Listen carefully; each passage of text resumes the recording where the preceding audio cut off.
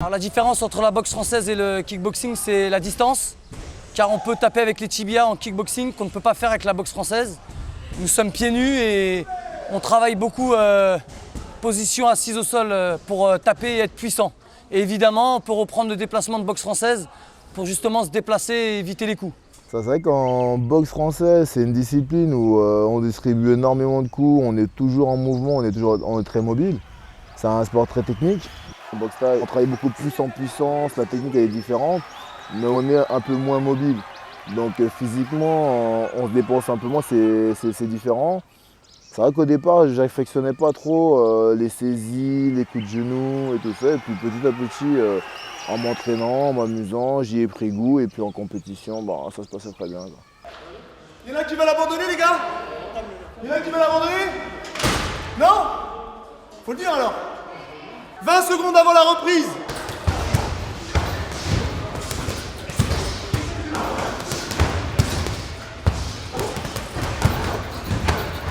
Pour être un bon fouleur, il faut avoir de bonnes jambes et une bonne anglaise.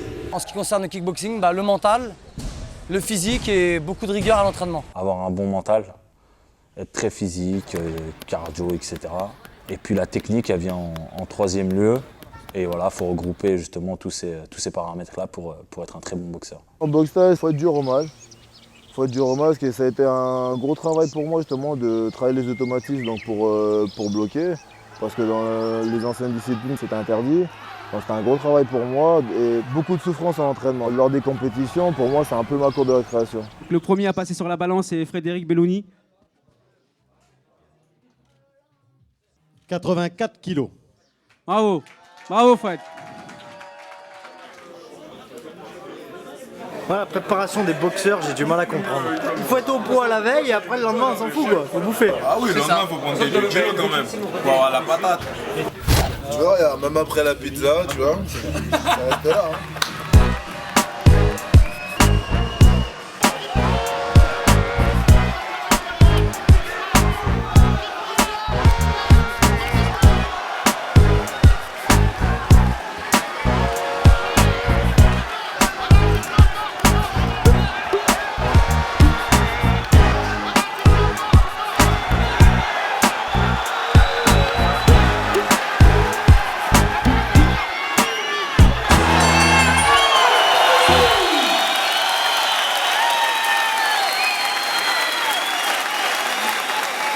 En France, on a un problème avec la boxe en général, que ce soit la boxe anglaise ou la boxe pied-point. On a un souci avec ces disciplines.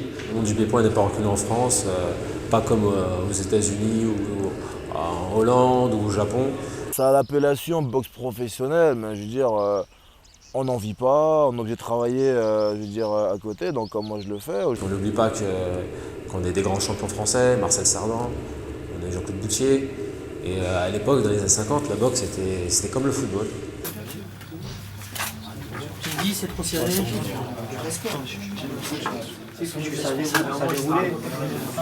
Dans le vestiaire, vous êtes un petit peu le roi, entre guillemets, puisque tout le monde s'occupe de vous pour mettre toutes les chances de votre côté. T'as pas fait venir une info. Ça va, t'abuses. Non, faut rentrer maintenant. Plaisir de toi. Tu vas bien? Dans les coulisses, c'est la tension surtout. Le stress qui se passe, la tension entre les boxeurs. Il faut être boxeur pour vivre ça et pour sentir toute cette tension qu'il y a autour. Le plus gros était déjà fait à la salle et comme un pianiste en fait, comme un pianiste. On refait les gammes, on se remet dans le combat, on s'échauffe.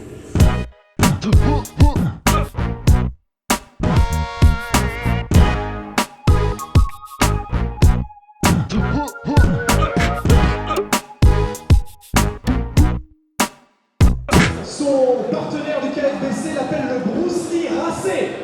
L'entrée dans le coin rouge de Lionel Picard.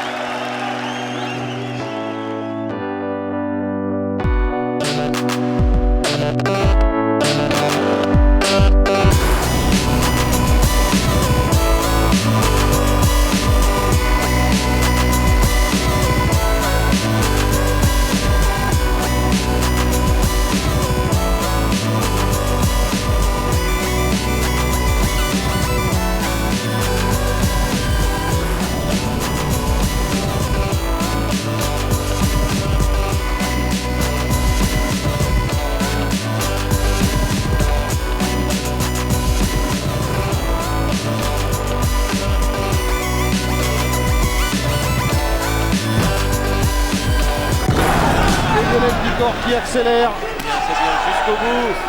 Jusqu'au bout. Allez, le balayage. Avec le panache, c'est bien ça. Et le crochet du gauche.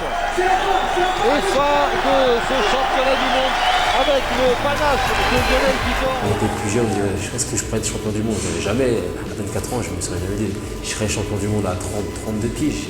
Et je pense que le fait d'être champion du monde assez tard, c'est encore plus fort pour moi.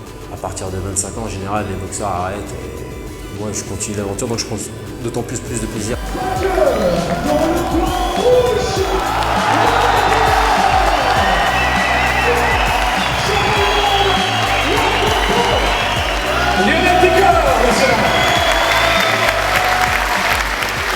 La victoire, elle est extraordinaire. Que ce soit un premier combat ou un combat très important, à partir du moment où on gagne, bon, c'est vrai qu'il y a toujours le prestige du titre, mais quand on gagne, c'est sa victoire et on la mérite. Et c'est vraiment un bon moment. C'est un gros travail. On se souvient des premiers coups de poing qu'on mettait dans un sac et ça qui est fort, quoi. Pour être champion du monde, il n'y a pas vraiment de secret parce que bon, tout le monde sait que pour gagner des combats, pour être champion, c'est l'hygiène de vie, c'est l'assiduité à l'entraînement, c'est tout le travail fourni. Moi, je suis un peu perfectionniste, j'essaie vraiment de me surpasser, même fatigué à l'entraînement, j'essaie vraiment de faire ma séance, je veux dire, à fond, de le terminer. Je me répète assez souvent, mais la clé, c'est l'entraînement. Aussi, encore une fois, le plaisir, puisque on ne va pas à l'entraînement en traînant les pieds, on y va de bon cœur. Donc après, ça suit et dès qu'il y a l'enthousiasme, c'est plus facile. Je verrais ça plutôt comme adopter une hygiène de vie. Parce que pour moi, aujourd'hui, bon, c'est plus un sacrifice, on fait un choix. C'est un mode de vie, c'est une hygiène de vie, quoi. Et le plus important quand on est champion, c'est de le rester. Et c'est le plus dur aussi. Il y a pas mal d'adversaires qui veulent justement vous prendre votre titre. Donc c'est là où il faut être encore plus fort qu'au départ. Et s'il y a une défaite, c'est de la remise en question, c'est des conseils à nouveau pour les prochains combats. Parce que pour gagner, il faut savoir perdre. Donc voilà. C'est une revanche pour le Français, Cédric Anad.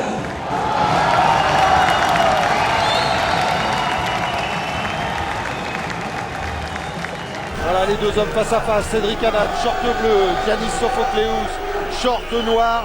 Le grec Giannis Sophocleous, 78 combats, 73 victoires, 50 avant la limite. C'est un homme qui frappe, comme vous le disiez. Cédric Anad, 27 combats, 23 victoires, 5 avant la limite.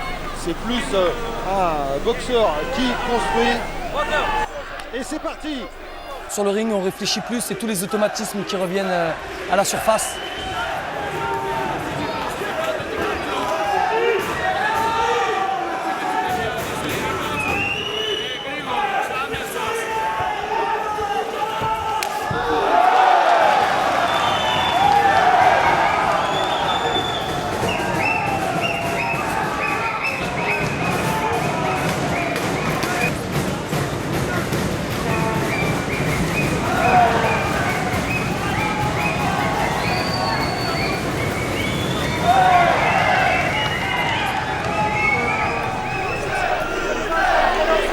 C'est Cédric Anad qui s'est installé au milieu du ring, qui a décidé peut-être de jouer les patrons en ce début de combat et toujours ce travail de sac sur les low kicks et sur les jambes du grec.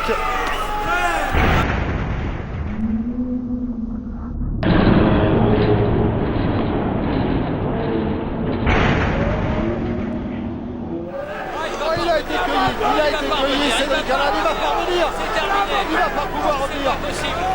Perdre au point, c'est une chose. Et perdre comme ça après 3 mois de boulot, faut vivre avec, quoi. Après, je m'inquiète pas pour Cédric, parce qu'il a un gros mental et il va se remettre de ça, mais moi, il va me falloir du temps pour m'en remettre, parce que... Et voilà, quoi. Et puis on se dit, c'est un nul.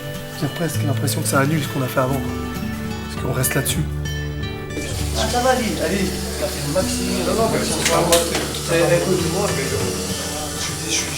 c'est pas grave, moi, tu vois, tout va bien. Voilà. Et là, il y a une petite carrière, on est passé par de bons moments. Franchement, sincèrement, je le prends très très bien. Ça fait partie de la boxe et je te remercie pour tout ce que tu as fait pour moi, tout ce qu'on a fait ensemble. Et on sera toujours ensemble. On On est seul quand on boxe, mais réellement, il y a toute une équipe. Donc c'est quand même un sport collectif.